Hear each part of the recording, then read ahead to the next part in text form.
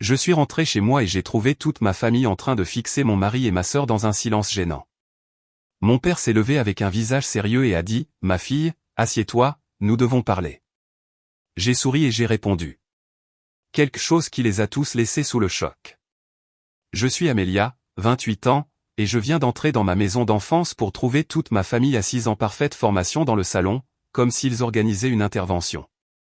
Mon mari, David, est là aussi, l'air d'être sur le point de vomir, et ma sœur Émilie rayonne pratiquement avec ce sourire victorieux bizarre qui me donne la chair de poule. Ma fille, assieds-toi. Nous devons parler, dit mon père en désignant la seule chaise vide qu'ils ont placée directement au centre de la pièce. Maintenant, si vous regardez ceci en pensant « Oh non, la pauvre Amélia est sur le point d'être prise au dépourvu », laissez-moi vous arrêter tout de suite. Je sais exactement de quoi il s'agit. Je le sais depuis des semaines. Mais voilà le truc, quand on est la fille responsable toute sa vie, les gens supposent que vous êtes naïve, pas stratégique. D'où regardez-vous aujourd'hui? Indiquez votre emplacement dans les commentaires ci-dessous et cliquez sur le bouton j'aime et s'abonner si vous vous êtes déjà senti sous-estimé par votre propre famille. Vous voudrez certainement rester pour la suite. Voyez-vous, en grandissant, Émilie et moi étions comme les deux faces d'une pièce très déséquilibrée. J'étais celle qui avait des notes parfaites, qui travaillait à temps partiel pour aider aux dépenses familiales et qui ne causait jamais de drame. Émilie, elle, était le bébé, la créative, l'esprit libre qui ne pouvait rien faire de mal, même quand elle faisait tout de travers. Quand Émilie a échoué en maths au lycée, je lui ai donné des cours particuliers pendant 3 mois jusqu'à ce qu'elle réussisse. Quand elle a accidenté la voiture de papa à 17 ans, je lui ai prêté mes économies pour aider à couvrir la franchise d'assurance.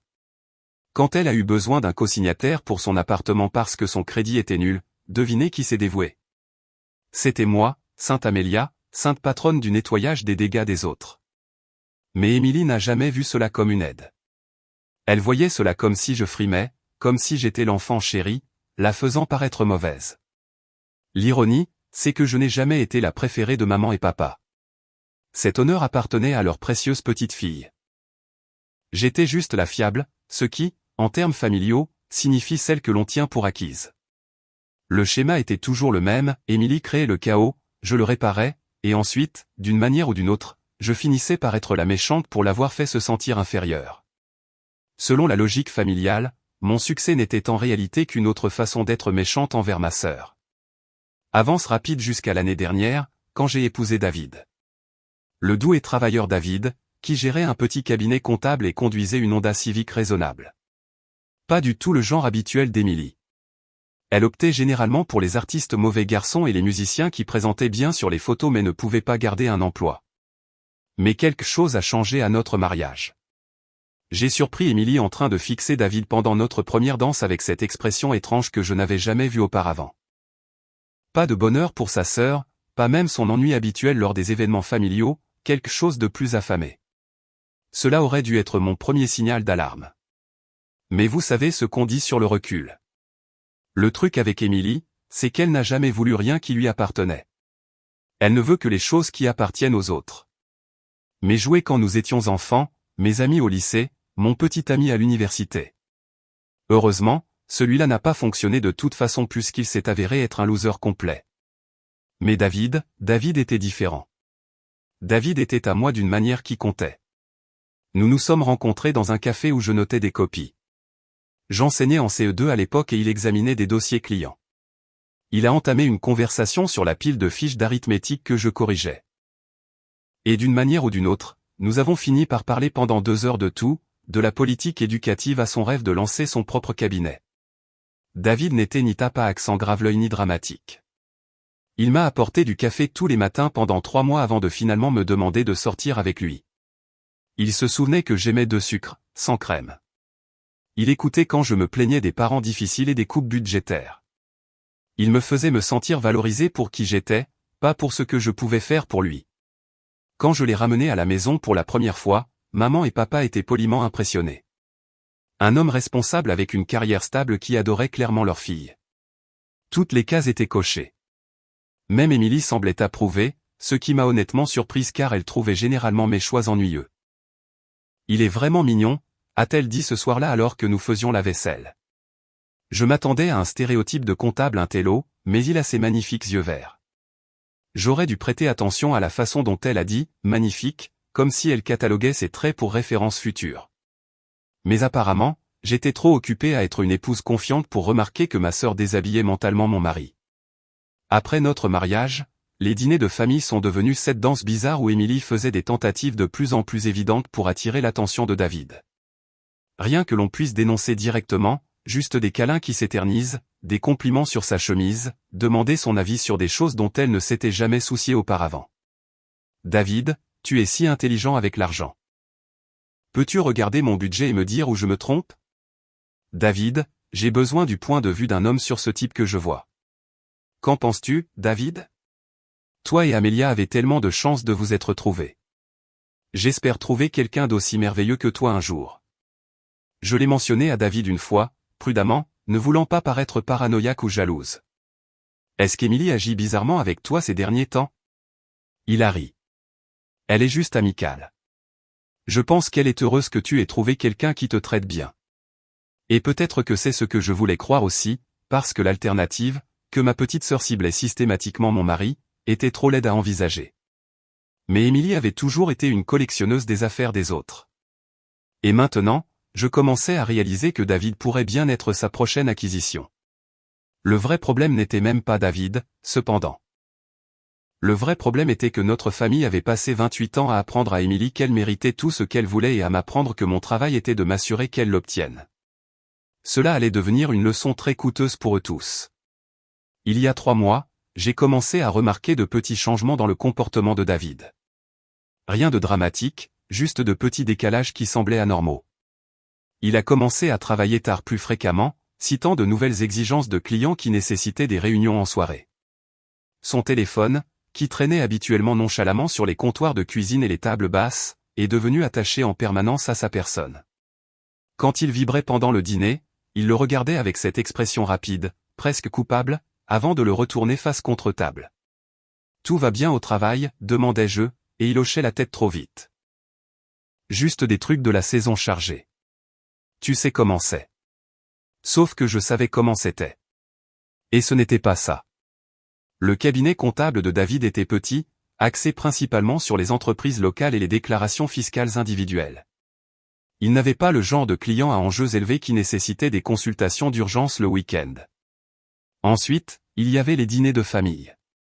Émilie a commencé à les manquer régulièrement, toujours avec des excuses élaborées concernant des vernissages de galeries d'art ou des rendez-vous avec des hommes mystérieux qu'elle ne semblait jamais tout à fait ramener. Mais David recevait ces SMS bizarres pendant le dîner qui le faisaient sourire d'une manière qui n'avait rien à voir avec les rapports trimestriels. Je ne suis pas naturellement méfiante. J'ai toujours été du genre confiant, peut-être à l'excès, mais 28 ans à regarder Émilie opérer m'avaient appris à reconnaître les signes qu'elle complotait quelque chose. La percée est venue quand j'ai décidé de faire quelque chose que je n'avais jamais fait auparavant, enquêter réellement au lieu de m'inquiéter en silence. Voyez-vous, David était devenu négligent avec son empreinte numérique. Pas assez négligent pour laisser des preuves évidentes, mais assez négligent pour quelqu'un qui savait où chercher. J'ai découvert des fils de discussion supprimés qu'il avait oublié être sauvegardés sur notre compte cloud partagé. Des messages remontant à des mois, commençant innocemment mais devenant de plus en plus intimes. Des photos qu'il s'était envoyées.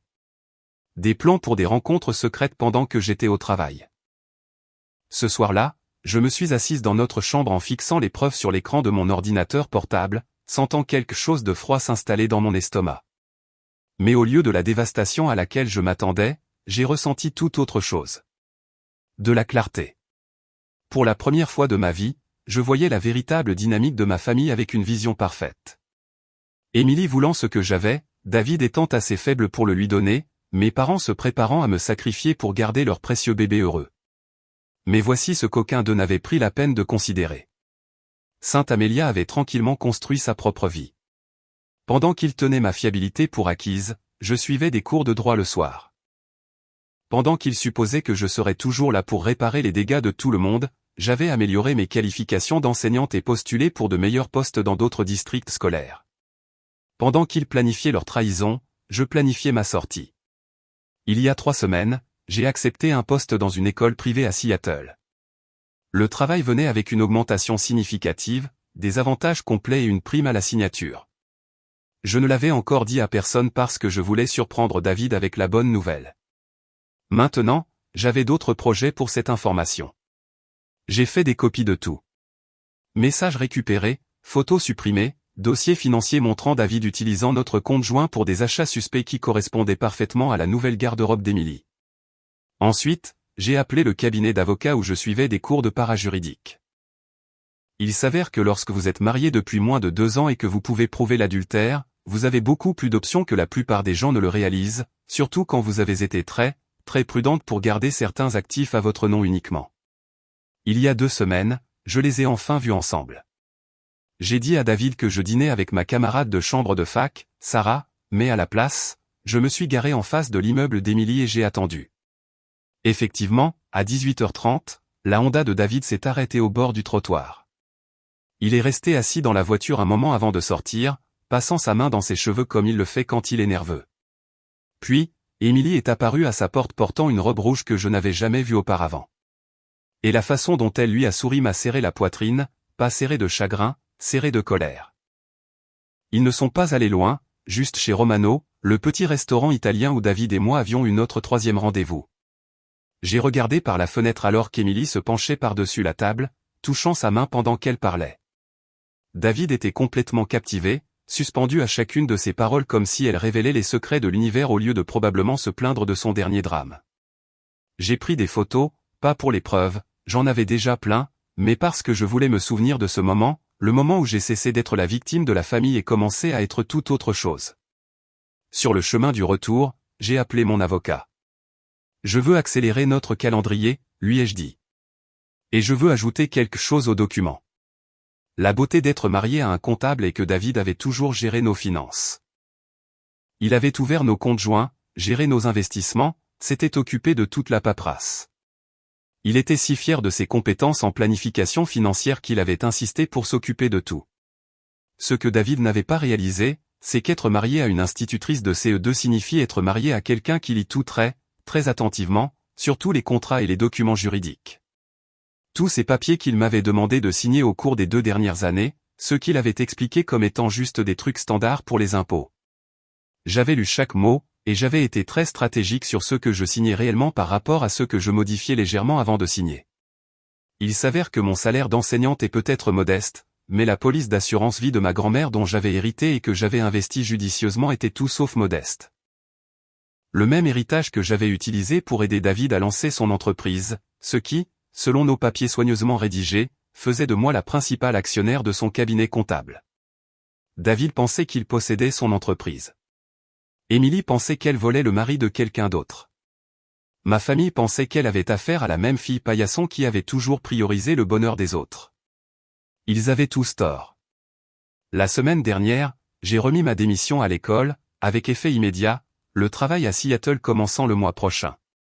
J'ai engagé des déménageurs pour emballer tout ce qui comptait pour moi, et j'ai appelé mes parents pour organiser une réunion de famille. Juste quelque chose dont je voulais discuter avec tout le monde, ai-je dit à maman, qui était ravie que je prenne enfin l'initiative de planifier des rassemblements familiaux. Émilie sera tellement excitée, a-t-elle dit. Elle voulait passer plus de temps avec toi et David. Je suis sûr qu'elle le voulait, ai-je pensé en regardant David dans la cuisine faire son café du matin, complètement inconscient de la tempête sur le point de frapper. Est-ce que dimanche conviendrait vers 14h? Parfait. Chérie, dois-je faire mon bœuf braisé spécial? Ne te donne pas cette peine, maman. Ça ne sera pas long. La semaine précédant la confrontation a été comme vivre dans un film où j'étais la seule à avoir lu le scénario. David a continué sa mascarade de travailler tard et de prendre des appels mystérieux. Émilie a continué à m'envoyer des SMS pour des moments entre filles et à demander quand nous pourrions faire un double rendez-vous avec mon mari et son petit ami mystère. Mes parents appelaient pour vérifier les plans d'anniversaire de mariage qui étaient apparemment discutés dans mon dos. Pendant ce temps, j'orchestrais ma propre version du planning familial. J'ai passé le lundi matin à la banque à transférer des actifs et à fermer des comptes joints. Le nom de David a été retiré de tout sauf de son prêt commercial, dont, selon notre accord de partenariat, il serait désormais personnellement responsable sans mon soutien financier. Mardi, j'ai rencontré un avocat en immobilier au sujet de la maison. Il s'avère que lorsque vous êtes le principal soutien financier et que l'entreprise de votre conjoint dépend fortement de votre investissement, vous avez un levier important dans les négociations immobilières, surtout lorsque le dit conjoint a documenté son propre adultère par SMS. Mercredi, j'ai déjeuné avec ma directrice et expliqué la situation. Elle a été incroyablement compréhensive et a accepté d'accélérer mes papiers de démission tout en fournissant des références élogieuses pour mon nouveau poste. Je suis désolé que cela t'arrive, a-t-elle dit en serrant ma main à travers la table de conférence. En fait, ai-je répondu, je pense que c'est la meilleure chose qui aurait pu arriver. Je ne le savais juste pas encore. Jeudi, j'ai finalisé les papiers du divorce. Mon avocat avait fait exactement ce que j'avais demandé.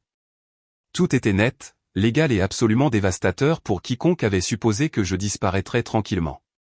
Vendredi, j'ai chargé ma voiture avec tout ce qui comptait. Les albums photos d'avant David, les bijoux de ma grand-mère, les récompenses d'enseignement que j'avais gagnées, et mon ordinateur portable contenant 2 ans de preuves soigneusement documentées. Mais la chose la plus importante que j'ai emballée était quelque chose que personne d'autre n'aurait remarqué, le petit carnet en cuir où j'avais enregistré chaque mensonge, chaque excuse, chaque conversation familiale où quelqu'un avait rejeté mes sentiments ou minimisé ma valeur. C'est lors d'un de mes rendez-vous café réguliers avec notre amie de la famille Margaret que j'ai appris les dernières pièces de leur plan. Douce Margaret, qui connaissait notre famille depuis des décennies et n'avait aucune idée qu'elle révélait la conspiration.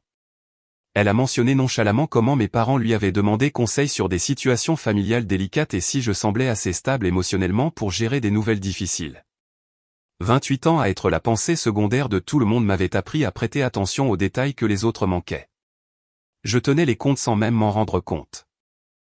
Le carnet contenait des schémas qui auraient rendu mon professeur de psychologie fier. Les violations de limites croissantes d'Émilie. La disponibilité émotionnelle décroissante de David. La pression croissante de mes parents pour que je comprenne les besoins d'Émilie et soutienne la croissance de l'entreprise de David.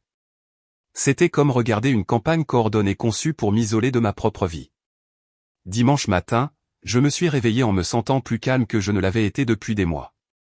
David était déjà parti, probablement pour retrouver Émilie pour un brunch avant leur performance de cet après-midi. Je me suis fait une tasse de café parfaite, en utilisant les grains coûteux que j'avais toujours gardés pour les occasions spéciales, et je me suis assise sur notre porche arrière en regardant le lever du soleil.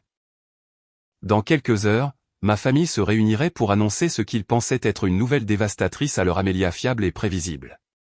Au lieu de cela, ils étaient sur le point de rencontrer quelqu'un qu'ils n'avaient jamais vu auparavant.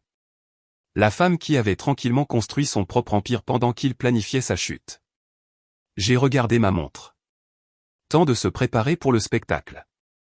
Je suis arrivé chez mes parents à 14h pile, portant mon sac à main et vêtu de la robe bleu marine que David m'avait achetée pour notre anniversaire. Si cela devait être une performance, je voulais avoir l'air de l'épouse insoupçonnée. Tout le monde était déjà réuni dans le salon comme s'il posait pour un portrait de famille très gênant. Maman et papa sur le canapé, Émilie perchée sur le fauteuil l'air nerveux mais excité, et David debout près de la fenêtre comme s'il se préparait à s'enfuir. Le positionnement était stratégique. Je pouvais le voir immédiatement. Il s'était arrangé pour que je sois encerclé sans sortie facile et avec un impact émotionnel maximal lorsqu'ils annonceraient leur nouvelle. Salut tout le monde, ai-je dit joyeusement, m'installant dans la chaise qu'ils avaient manifestement sélectionnée pour moi. Merci de vous être réunis si rapidement. Mon père s'est raclé la gorge. En fait, chérie, c'est nous qui avions besoin de te parler. Oh. J'ai incliné la tête. L'image de la curiosité innocente. Émilie a bougé sur son siège, vibrant pratiquement d'anticipation. David avait l'air d'être sur le point d'être malade. Il y a quelque chose que tu dois savoir, a commencé maman en utilisant sa voix douce, à propos de David et Émilie. J'ai hoché la tête de manière encourageante. J'écoute. Papa a pris le relais, son ton devenant plus sérieux. Ils ont développé des sentiments l'un pour l'autre. De vrais sentiments. Et nous pensons qu'il vaut mieux que tu l'apprennes de la famille plutôt que de le découvrir d'une autre manière, a fini maman. Le silence s'est étiré pendant exactement 3 secondes. Puis j'ai fait quelque chose qui n'était clairement pas dans leur scénario. J'ai ri.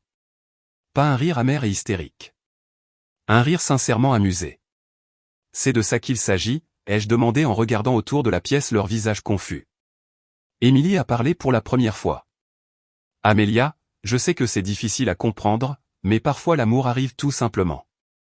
David et moi n'avons jamais voulu que cela se produise, mais nous ne pouvons pas nier ce que nous ressentons.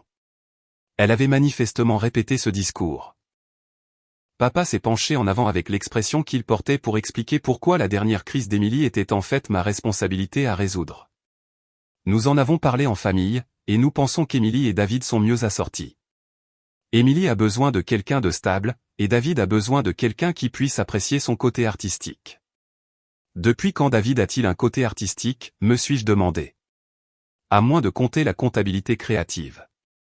Nous voulons juste ce qu'il y a de mieux pour tout le monde, a ajouté maman doucement. Émilie a été si malheureuse ces derniers temps et tu as toujours été la forte. Nous savons que tu comprendras. C'était là. La déclaration de mission familiale. Amélia comprendra. Amélia se sacrifiera. Amélia rendra le bonheur de tous les autres possible. J'ai fouillé dans mon sac à main et en ai sorti 2 enveloppes manille, les plaçant calmement sur la table basse. Voilà le truc, ai-je dit, ma voix toujours légère et conversationnelle. Je sais tout sur vos sentiments. Je le sais depuis des semaines. David a finalement parlé, sa voix à peine au-dessus d'un murmure. Tu savais? Je suis au courant pour les messages supprimés que tu as oublié être sauvegardés. Les dîners secrets, les photos. Je suis au courant pour l'appartement qu'Émilie a visité la semaine dernière qui est commodément proche du bureau de David. Le visage d'Émilie était devenu pâle. Comment as-tu? Parce que contrairement à vous tous, je fais attention aux détails. J'ai désigné les enveloppes. Je fais aussi attention aux documents juridiques, aux relevés financiers et aux droits de la propriété. J'ai ouvert la première enveloppe et étalé les papiers de divorce sur la table basse comme si je distribuais des cartes. Ce sont des papiers de divorce, David, déjà signés par moi il y a 3 jours. La deuxième enveloppe contenait des documents financiers. Et ceci montre qu'à partir d'hier matin, tu n'as plus accès à nos comptes joints, à notre maison ou aux fonds d'investissement qui soutiennent ton entreprise depuis 2 ans. La pièce était devenue complètement silencieuse. Voyez-vous, voici ce que vous avez tous manqué dans vos petites séances de planification, ai-je continué en me levant et en lissant ma robe. Vous avez supposé que j'étais la même personne que j'ai toujours été. La fille serviable, l'épouse solidaire, la sœur paillasson. J'ai pris mon sac et me suis dirigé vers la porte. Mais j'ai grandi et j'en ai eu assez d'être le plan B de tout le monde. Émilie a finalement retrouvé sa voix. Amélia, attends. Tu ne peux pas juste. Ne peux pas juste quoi, Émilie? Prendre le contrôle de ma propre vie? Je me suis arrêté à la porte et j'ai regardé ma famille. Mon ancienne famille. Au fait, je commence un nouveau travail à Seattle le mois prochain. Je serai parti d'ici vendredi. David, tu trouveras mon adresse de réexpédition dans les papiers. Alors que je marchais vers ma voiture, je pouvais entendre Émilie pleurer et mes parents essayer de la réconforter parce que, Dieu nous en garde, Émilie devrait faire face aux conséquences de ses actes. David m'avait suivi dehors. Amélia, s'il te plaît, nous devons en parler. Je me suis retourné pour lui faire face une dernière fois. Non, David, vraiment pas. Tu as fait ton choix. Je fais le mien. Je suis monté dans ma voiture et je suis parti, les laissant se débrouiller avec le gâchis qu'ils avaient créé. Pour la première fois de ma vie, je me choisissais moi-même, et cela semblait absolument parfait. 3 jours plus tard, je suis dans mon nouvel appartement à Seattle, déballant des cartons tandis que mon téléphone vibre sans arrêt avec des appels de numéros auxquels je refuse de répondre. La vue depuis la fenêtre de mon salon donne sur le Puget Sound, et honnêtement, c'est une amélioration significative par rapport à la collection d'affiches de motivation de David sur la responsabilité fiscale. L'appartement lui-même est une révélation. 2 chambres, du parquet et un îlot de cuisine sur lequel je peux réellement cuisiner au lieu de la configuration en couloir obsédée par l'efficacité de David. Je l'avais trouvé en ligne il y a 2 mois et versé un acompte avant même d'avoir dit à quiconque que je partais. Planifié à l'avance. Apparemment, c'est mon super pouvoir. Mon téléphone sonne à nouveau. Cette fois, c'est maman, alors je décide de répondre. Amélia, Dieu merci, dit-elle, la voix tendue. Nous devons parler de ce qui s'est passé dimanche. Tu es parti si brusquement, et la pauvre Émilie pleure depuis. Pauvre Émilie, répétai-je en posant le carton de livres que je déballe. Vraiment? Ce n'est pas ton genre, chérie. Tu es habituellement si compréhensive, si indulgente. Ton père pense que tu as peut-être besoin de temps pour assimiler, mais Émilie a le cœur brisé de voir comment cela affecte votre relation. Je fais une pause au milieu de l'arrangement de ma bibliothèque. Maman, laisse-moi te demander quelque chose. Dans toutes ces conversations sur les sentiments d'Émilie, quelqu'un a-t-il mentionné les miens? Silence. Parce que je suis curieuse, quand exactement mon chagrin allait-il entrer en ligne de compte dans cette discussion familiale? Voyons Amélia, tu es dramatique. Le suis-je? Parce que de là où je suis assise, il semble que la seule personne dont les sentiments ne comptent pas dans cette situation est la véritable épouse. Que pensez-vous qu'il va se passer ensuite? Laissez vos prédictions dans les commentaires ci-dessous. Et n'oubliez pas de cliquer sur le bouton s'abonner si vous avez déjà dû choisir entre le confort de votre famille et votre propre respect de vous-même. La vérité est que je m'attendais à cet appel, tout comme je m'attendais aux 17 SMS d'Émilie expliquant qu'elle n'avait jamais voulu que cela arrive, et comment elle espère que nous pourrons surmonter cela en tant que sœurs. Tout comme je m'attendais aux messages vocaux de plus en plus désespérés de David promettant de rompre avec Émilie et suppliant pour une chance de s'expliquer. Ce à quoi aucun d'eux ne s'attendait, c'était que je sois à 3 états de là, complètement injoignable et absolument indifférente à leur crise. Où loges-tu? Demande maman, changeant de tactique. Ton père veut monter et te parler en personne. Je suis sûr qu'il le veut, mais ça n'arrivera pas, Amélia, nous sommes une famille. Nous pouvons arranger ça. Étions-nous une famille quand vous vous êtes tous assis pour planifier comment briser mon mariage? Étions-nous une famille quand Émilie a décidé que mon mari avait l'air d'un nouveau jouet amusant? Étions-nous une famille quand David rôdait dans mon dos pendant des mois? Une autre pause. Plus longue cette fois. Nous voulons juste ce qu'il y a de mieux pour tout le monde, dit-elle finalement. Non, maman. Tu veux ce qu'il y a de plus facile pour tout le monde. Il y a une différence. Je raccroche et éteins mon téléphone. Dehors, par ma fenêtre, Seattle bouillonne de gens vivant leur propre vie, poursuivant leurs propres objectifs, faisant leurs propres choix. C'est rafraîchissant d'être entouré d'étrangers qui ne s'attendent pas à ce que je sacrifie mon bonheur pour leur confort. Ce soir-là, je discute en vidéo avec mes nouveaux collègues de l'école privée. Ils sont enthousiastes à propos des méthodes d'enseignement innovantes que j'ai proposées, et nous passons 1 heure à discuter du développement du programme.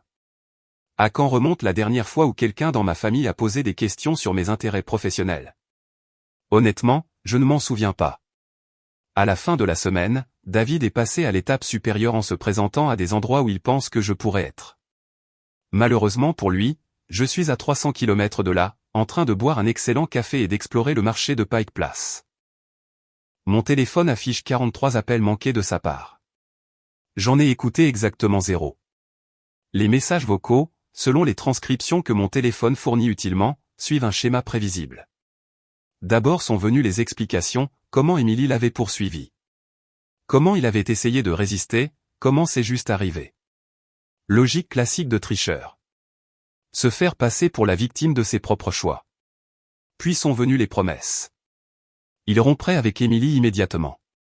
Il irait en thérapie. Il ferait tout ce qu'il faut pour me reconquérir. Il déménagerait même à Seattle si c'est ce que je voulais. Maintenant, il est dans la phase de marchandage désespéré. Des messages sur nos bons souvenirs, nos rêves partagés, combien il m'aime et comment il ne peut pas vivre sans moi. C'est presque adorable à quel point il comprend peu les conséquences.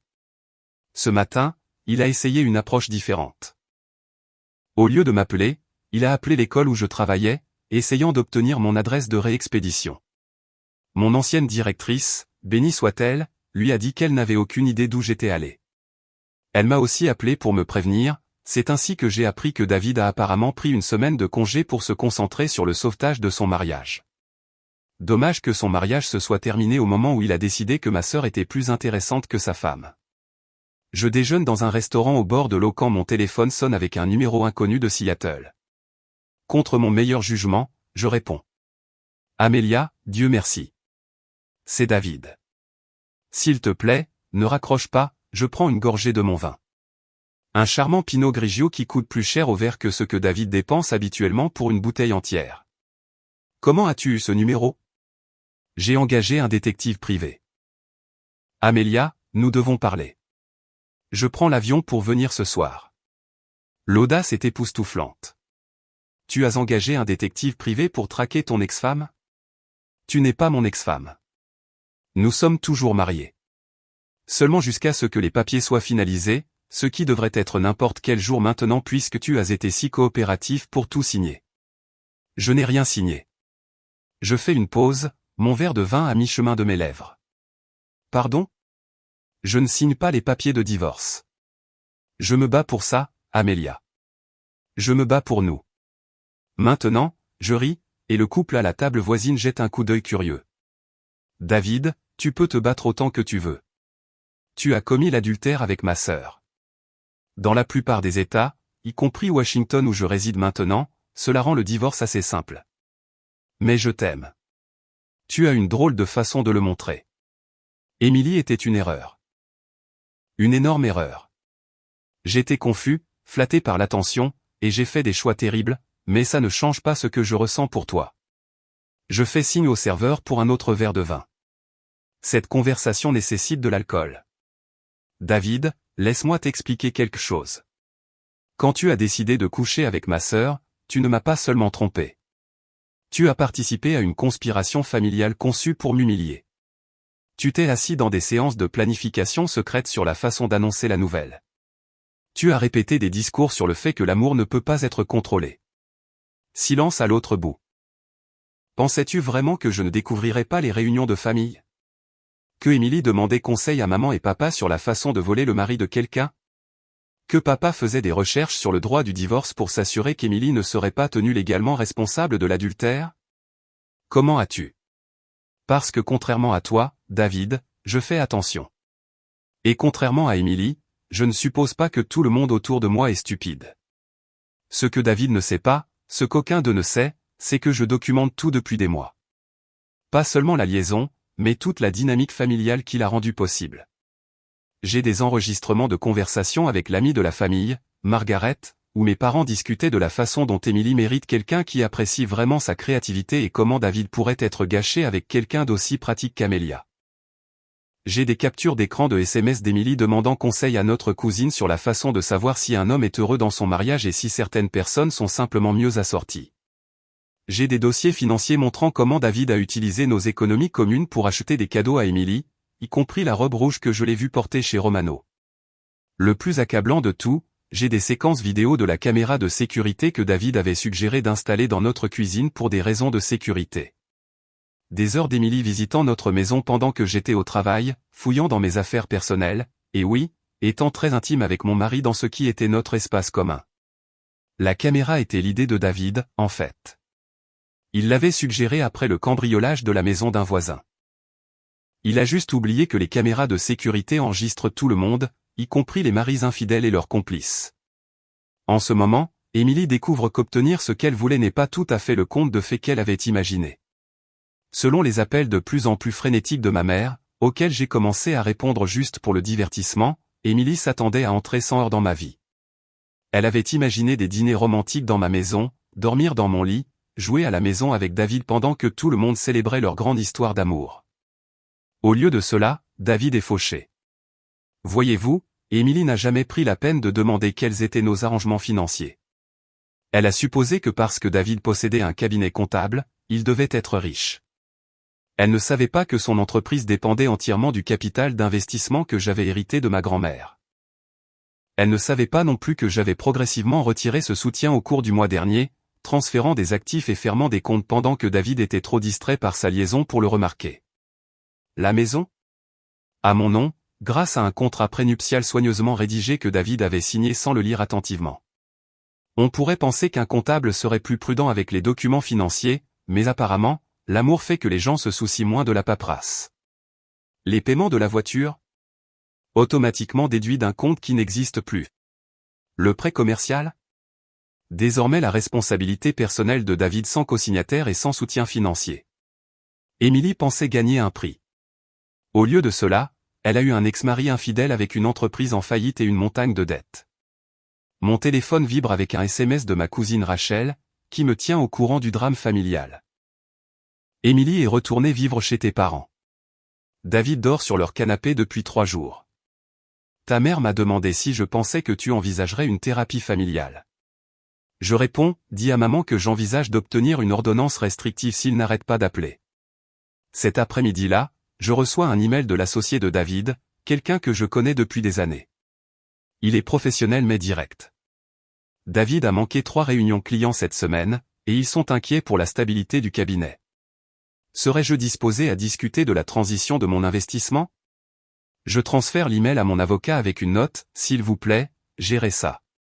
Je veux une séparation nette de toutes les obligations commerciales de David. 20 minutes plus tard, mon avocat rappelle. C'est plus grave que nous le pensions initialement. Son associé demande essentiellement si vous prévoyez de mettre l'entreprise en faillite en retirant votre soutien.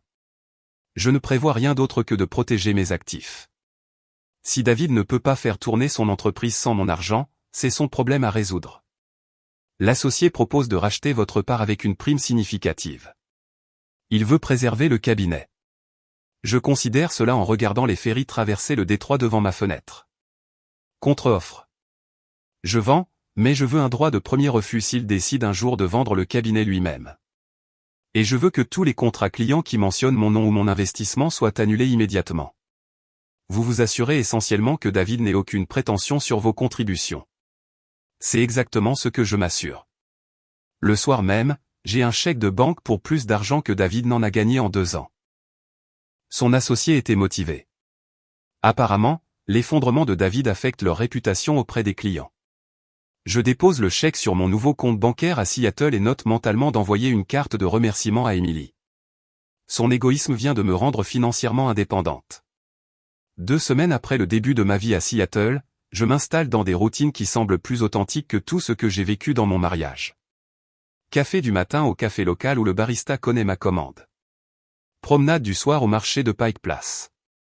Randonnée le week-end dans des endroits aux noms comme Snoqualmie Falls et le Mont-Rainier. Je me fais aussi des amis. De vrais amis qui m'ont rencontré en tant qu'Amélia l'enseignante, pas Amélia l'épouse ou Amélia la fille responsable. Il y a Sarah du studio de yoga, Marcus qui enseigne à l'école avec moi, et Janet, ma voisine, qui me montre les meilleurs endroits pour les brunchs du week-end. Aucun d'eux ne connaît mon divorce récent ou mon drame familial.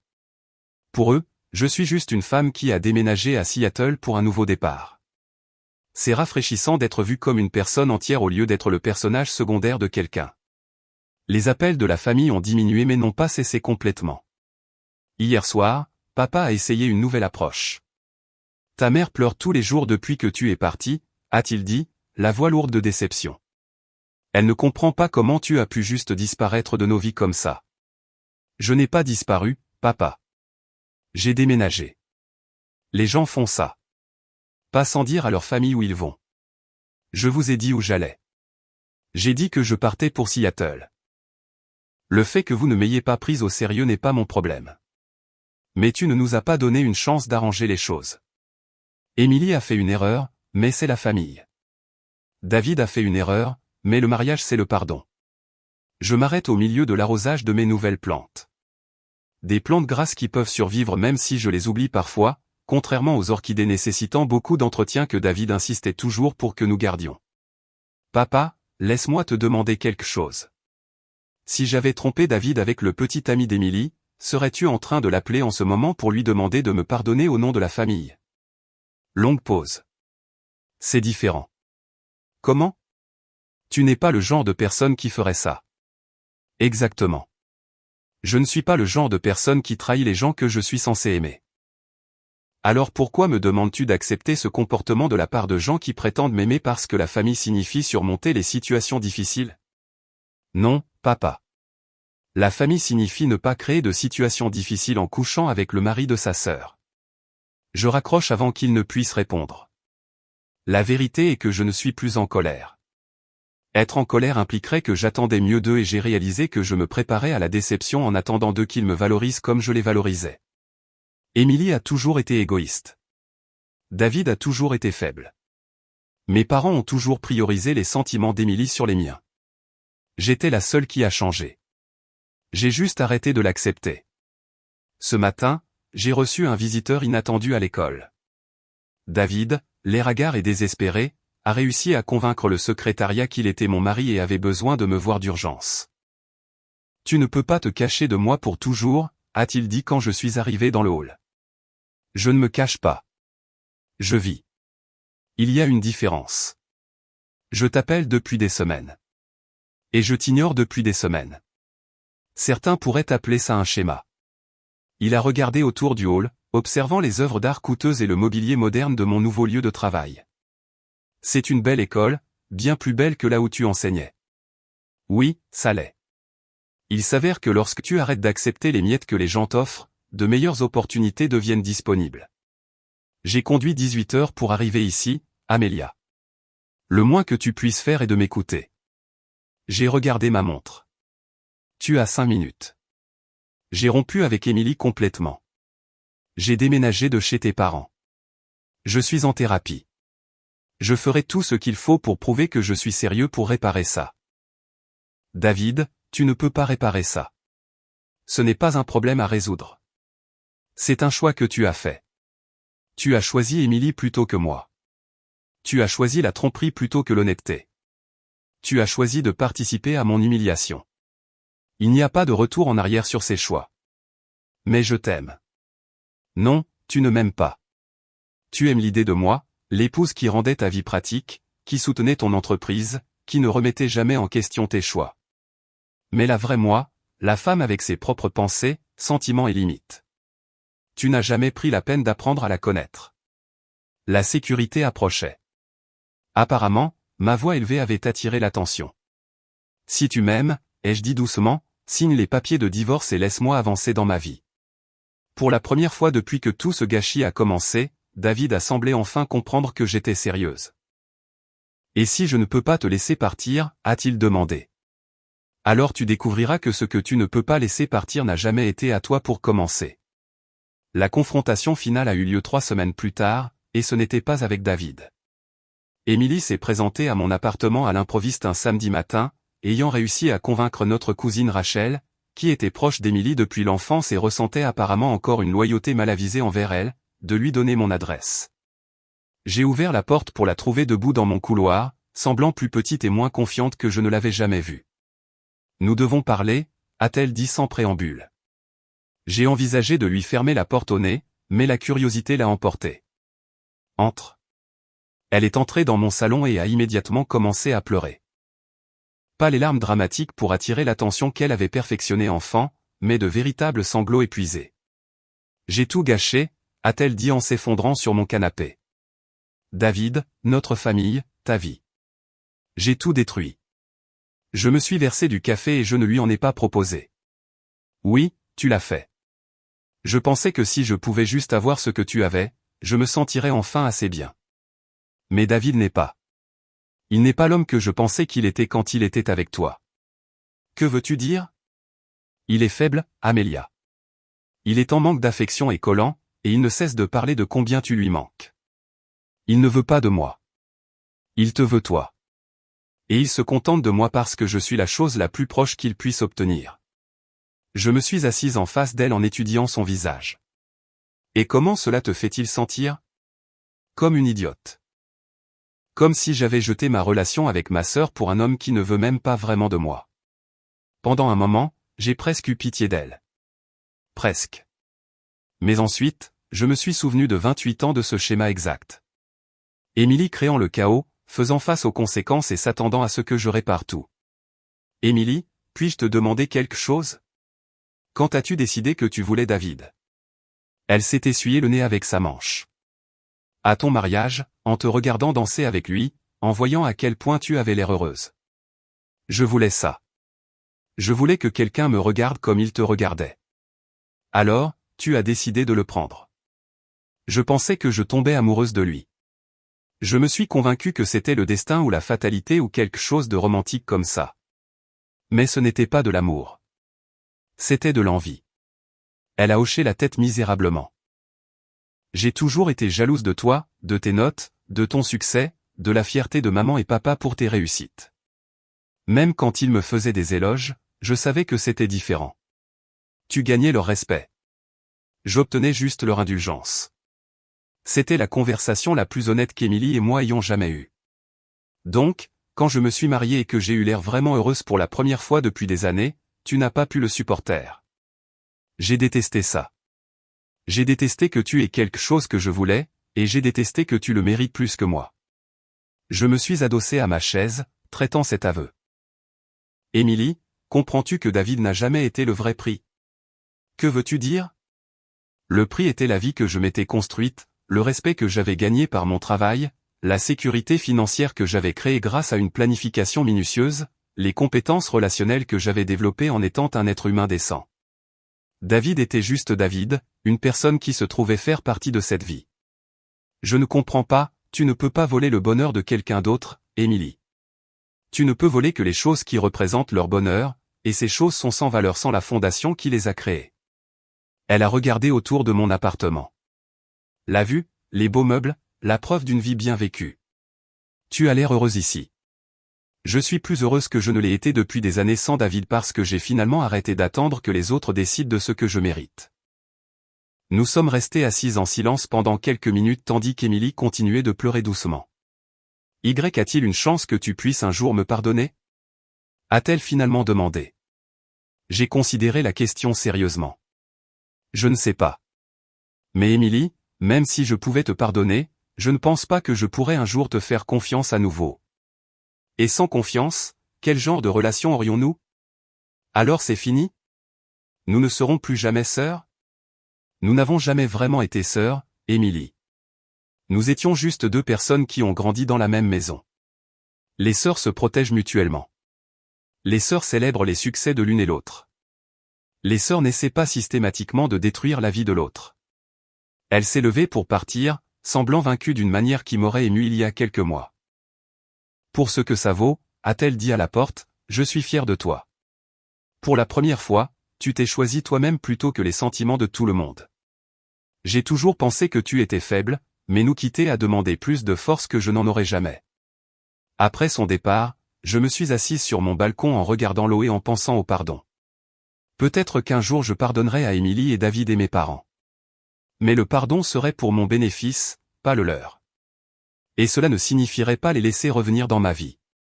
Certains ponts sont faits pour être brûlés. 6 mois plus tard, je me prépare pour mon premier Thanksgiving à Seattle. Au lieu de rentrer chez moi pour gérer les drames familiaux et marcher sur des œufs autour des sentiments de tout le monde, j'organise un dîner pour ma famille choisie. Sarah, Marcus, Janet et quelques autres amis qui sont devenus plus solidaires en 6 mois que mes parents par le sang ne l'ont été en 28 ans. Mon téléphone sonne pendant que je prépare les légumes. C'est un numéro inconnu avec l'indicatif régional de ma ville natale. D'habitude, je laisserais aller sur la messagerie vocale, mais quelque chose me pousse à répondre. Amélia, c'est Rachel. Ma cousine semble hésitante, ce qui est inhabituel pour elle. Et, Rachel. Tout va bien? Je voulais te mettre au courant de la situation familiale. Je sais que tu évites leurs appels, mais je pensais que tu devrais savoir ce qui se passe. Je fais une pause dans mon découpage. J'écoute. L'associé de David l'a racheté complètement le mois dernier. Apparemment, David a été trop peu fiable pour maintenir les relations clients. Il travaille pour quelqu'un d'autre maintenant. Un salaire beaucoup plus petit. Et Emily a déménagé à Portland. Elle travaille dans une galerie d'art là-bas pour essayer de se trouver. Selon ta mère, ils ont rompu il y a des mois. Comment maman et papa gèrent-ils tout ça? Rachel soupire. Pas bien. Ils continuent de dire qu'ils ont perdu leurs 2 filles et qu'ils ne comprennent pas ce qui a mal tourné. Ta mère m'a demandé de t'appeler. En fait, elle veut savoir si tu envisagerais de rentrer pour Noël. Je regarde autour de mon appartement la vie que j'ai bâtie à partir de rien. La preuve de choix fait pour mon propre bonheur plutôt que pour la convenance de tous les autres. Dis à maman que j'ai déjà des projets pour Noël. Avec des gens qui apprécient vraiment de m'avoir avec eux. Elle pleure beaucoup, Amélia. Tu lui manques. Alors elle aurait dû y penser avant d'aider à planifier mon humiliation. Après avoir raccroché, je réalise quelque chose de profond. Je ne me sens plus coupable de leur tristesse. Leurs sentiments ne sont plus ma responsabilité à gérer. Au dîner ce soir-là, Janet lève son verre de vin pour un toast. Aux secondes chances et au nouveau départ. À se choisir soi-même, ajoute Sarah. À découvrir que l'on est plus fort qu'on ne l'imaginait jamais, renchérit Marcus. Nous trinquons et je ressens quelque chose que je n'ai jamais éprouvé auparavant, un contentement complet avec mes propres choix. Plus tard, alors que mes amis aident à nettoyer, Sarah demande, regrettes-tu parfois? D'avoir quitté toute ta famille. Je considère la question en chargeant le lave-vaisselle. Non. Je regrette qu'il m'ait fallu si longtemps pour réaliser que je méritais mieux. Mais partir, c'est la meilleure décision que j'ai jamais prise. Que diriez-vous à quelqu'un dans une situation similaire? Que vous n'êtes pas responsable du bonheur des autres au détriment du vôtre. Que la famille est censée ajouter à votre vie, pas en soustraire. Et que parfois, la chose la plus aimante que vous puissiez faire est de laisser les gens faire l'expérience des conséquences de leur choix. Alors que mes amis partent, m'embrassant pour me dire au revoir et faisant des plans pour le week-end prochain, je réalise quelque chose qui aurait choqué l'ancienne Amélia. Je suis sincèrement heureuse. Pas le bonheur conditionnel compliqué que je ressentais quand tout le monde était satisfait. Pas le soulagement anxieux de gérer avec succès les émotions de chacun, mais une joie pure et simple dans ma propre vie. J'ai construit quelque chose de beau ici. Une carrière qui me défie et m'épanouit. Des amitiés basées sur le respect mutuel plutôt que sur l'obligation. Une indépendance financière que personne ne peut m'enlever. Un espace qui reflète mes propres goûts et choix. Si cette histoire a résonné en vous, assurez-vous de cliquer sur le bouton j'aime et s'abonner. Laissez un commentaire pour me raconter une fois où vous avez dû choisir entre le confort de votre famille et votre propre bonheur. Parfois, la chose la plus puissante que vous puissiez faire est simplement de refuser d'accepter ce que tous les autres pensent que vous méritez. David m'envoie des SMS de temps en temps, généralement tard le soir, généralement pour s'excuser ou se remémorer les bons moments que nous avons soi-disant eus. Je ne réponds plus, pas par colère, mais parce que je n'ai sincèrement rien à lui dire. Il est devenu sans importance dans ma vie, ce qui est probablement le résultat le plus dévastateur qu'il aurait pu imaginer. Émilie m'a envoyé une carte d'anniversaire le mois dernier. À l'intérieur, elle avait écrit « Je sais que tu ne voudras probablement pas avoir de mes nouvelles, mais je voulais que tu saches que partir a été la meilleure chose qui te soit jamais arrivée. Tu as l'air plus heureuse sur les photos que Rachel nous montre que tu ne l'as jamais été quand tu essayais de nous rendre heureux. » Elle avait raison. J'avais essayé de les rendre heureux pendant 28 ans. Maintenant, je me rends heureuse, et la différence est extraordinaire. Parfois, les gens demandent si je me sens seule sans ma famille. La vérité est que j'étais plus seule quand j'étais avec eux que je ne l'ai jamais été par moi-même. Être entouré de gens qui ne vous valorisent pas est infiniment plus isolant que d'être seul avec sa propre valeur. Je n'aurais jamais pensé être la femme qui s'éloignerait de tout ce qui lui est familier pour recommencer à zéro. Mais là encore, je n'aurais jamais pensé être la femme qui documenterait tranquillement des mois de trahison tout en préparant la contre-attaque parfaite non plus. Il s'avère que je n'ai jamais été la personne passive et accommodante qu'ils pensaient tous que j'étais. J'étais juste quelqu'un qui n'avait pas encore appris que son propre bonheur comptait. Maintenant, je sais mieux. Et cette connaissance m'a libéré d'une manière que je n'aurais jamais pu imaginer quand j'essayais encore de gagner l'amour de gens qui n'allaient jamais me le donner. Je suis Amélia. J'ai 28 ans. Et pour la première fois de ma vie, je suis exactement celle que je veux être.